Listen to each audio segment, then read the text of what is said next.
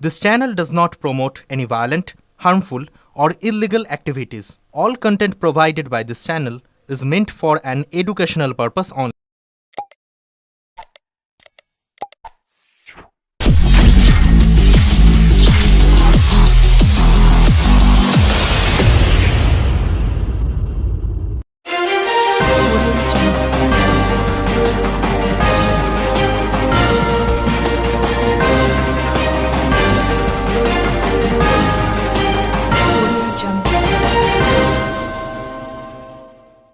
সংঘর্ষ বিরতি ঘোষণা ভারত পাকিস্তান।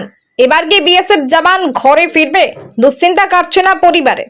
22 এপ্রিল কাশ্মীরের পেহেলগাঁওয়ে পর্যটকদের ওপর গুলি চালিয়ে নির্মমভাবে হত্যা করার জবাব অপারেশন সিঁদুর করেছে ভারত। পাকিস্তান পাল্টা হামলা চালিয়েছে ভারতের ওপর।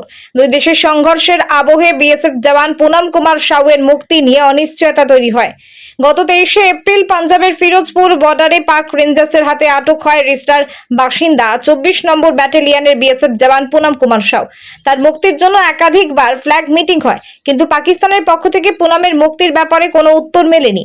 এক পাক রেঞ্জার্সকে বন্দী করে বিএসএফ জওয়ান রাজস্থানে। আশার আলো দেখা শুরু করে পুনমের পরিবার, কিন্তু ভারত পাক সংঘর্ষ শুরু হতে সেই আশা ভঙ্গ হয়ে যায়। তবে গতকাল দুদেশের অস্ত্রবিরতির কথা ঘোষণা করায় আবার নতুন করে আশার আলো দেখা যায়।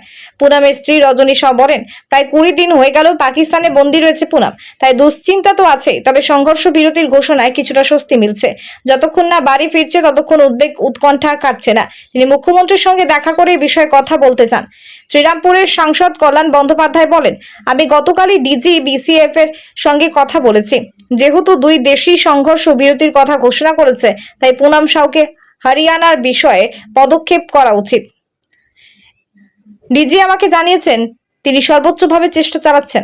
আমি রাজনাথ সিংহের সঙ্গেও যোগাযোগ করার চেষ্টা করেছিলাম। প্রধানমন্ত্রী অফিসে যোগাযোগ করি, এখান থেকে কথা হয় একজন আধিকারিকের সঙ্গে। সেখান থেকে তুমি উত্তর পেয়েছি যে প্রধানমন্ত্রীকে বিষয়টি জানানো হবে। আমরা অপেক্ষা করে বসে আছি কখন পুনম ফিরে আসে। আমরা সবাই দেশের সঙ্গে রয়েছি। ব্যুরো রিপোর্ট, আমার কলকাতা নিউজ। দেখুন, এখন তো দুটো দেশেই আমাদের যুদ্ধ চলছিল, পাকিস্তান ইন্ডিয়া নিয়ে। তো কালকে নিউজ দেখলাম কি ওইটা মানে ইয়ে করা হয়েছে, বন্ধ হয়েছে এখন। তো দেখুন এখন কি হবে আমরা জানি না, কিন্তু কালকে নিউজে আমি রাতেও দেখলাম কি অ্যাটাক হয়েছে একটা, পাকিস্তান তো ওরা অ্যাটাক করেছে।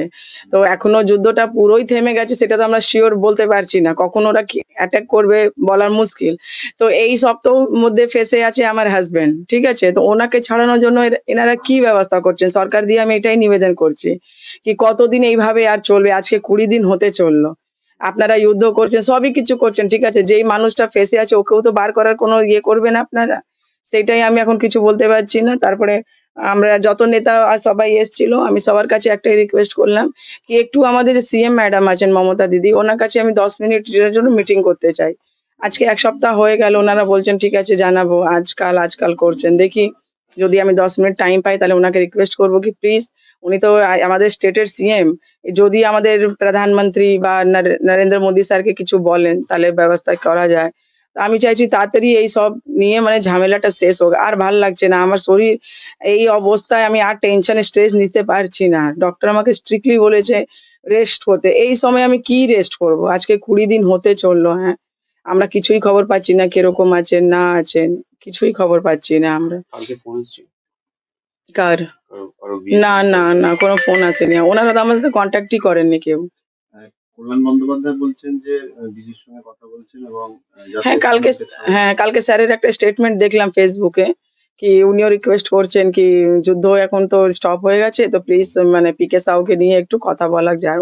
ওনারও আমি স্টেটমেন্টটা দেখলাম, সবই স্টেটমেন্ট দিচ্ছে, ঠিক আছে। আমি কল্যাণ স্যারকে একটাই রিকোয়েস্ট করবো প্লিজ 10 মিনিটের জন্য দিদির সাথে একটু আমাকে মিটিংটা করলে ভালো হতো। আমি ওনার সাথে দেখা করতে চাই বা নিজের প্রবলেম গুলো আমি বলতে চাই, ফেস টু ফেস ওনার সাথে কথা বলার আছে আমার। কিন্তু এই বিষয়টা তো পুরোটাই সেন্ট্রাল গভর্নমেন্ট বা বিএসএফ এর হাতে রয়েছে। হ্যাঁ, মুখ্যমন্ত্রীর সঙ্গে দেখা করে লাভ হবে? হ্যাঁ, কি দেখুন আমাদের স্টেটের একটা সিএম, ওনাকে তো মানে খবর হতে হবে কি, হ্যাঁ উনি তো জানেন, এরকম না কি উনি কিছু জানেন না, খবর তো আছেই ওনাকে। ওনার স্টেটের একটা হুগলি ডিস্ট্রিক্টে পিকে সাউ অ্যারেস্ট হয়েছে, নিশ্চয়ই জানেন উনি। কিন্তু আমি চাইছিলাম কি আমরা একটা ফ্যামিলি মেম্বার, আমি ওনার মিসেস হচ্ছি, যদি ইফেক্ট পাই সেই এখন কি কিছুটা আশা করছেন যেহেতু আপনার সংঘর্ষ বিরতি হয়েছে, অর্থাৎ দুই দেশের মধ্যে যে এটা একটা তৈরি হয়েছিল সংঘর্ষের পরিবেশ, হুম। এটা থেমেছে। এখন কি আশা করছেন যে অন্তত এই সময় দেখুন, থেমেছেন এটা বলা ভুল, কেন কি কালকে পরশু হয়েছে কিন্তু কালকে রাতেও একটা অ্যাটাক হয়েছে।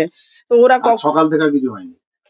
আচ্ছা, তো ঠিক আছে। পাকিস্তান দাবি করছে আর হবে না। হ্যাঁ, তো ভালোই কথা, আমার জন্য তো ভালোই এটা। যদি এটা স্টপ হয়ে যায় তাহলে হয়তো ওনাকে নিয়ে কথাটা ওনারা বলবেন। তো আমি তো চাইছি কি যুদ্ধ, আমি তো আগে এটা চাইছিলাম কি আগে ওনাকে ছাড়ানো হোক, তারপরে যুদ্ধ করা, যা কিছু করানো মানে করতেন সরকার। কিন্তু আমি দেখছি না, আগে যুদ্ধটাই হলো। ঠিক আছে, ওটাও করা দরকার ছিল, কেন কি স্টেটে আমাদের 27 লোক মারা গেছে। হ্যাঁ, তো ওইটাও হওয়া দরকার। আজকে আমার হাজবেন্ড পেশে আছেন বলে আমি মনে করছিলাম কি না, आगे मेरे हस्बैंड छूट जाए उसके बाद ये सब होता।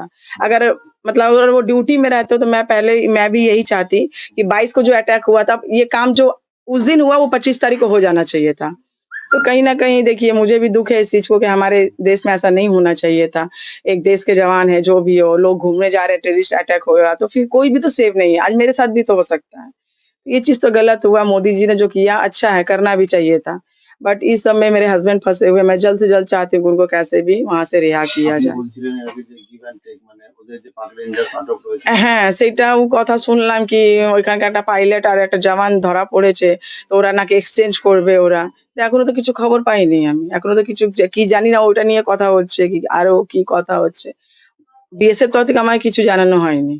মানে আপনি চাইছেন যে স্বামী সুস্থভাবে এক্সাক্টলি স্যার, দেখুন আজকে 20 দিন হতে চললো। একটা মানে ওর দোষ থাকলে একটু মানা যেত। ওটা তো ও কোনো দোষ করেনি। এটা ভুল করে হয়ে গেছে। ঠিক আছে, প্রত্যেক মানুষ কাছেই ভুল হয়।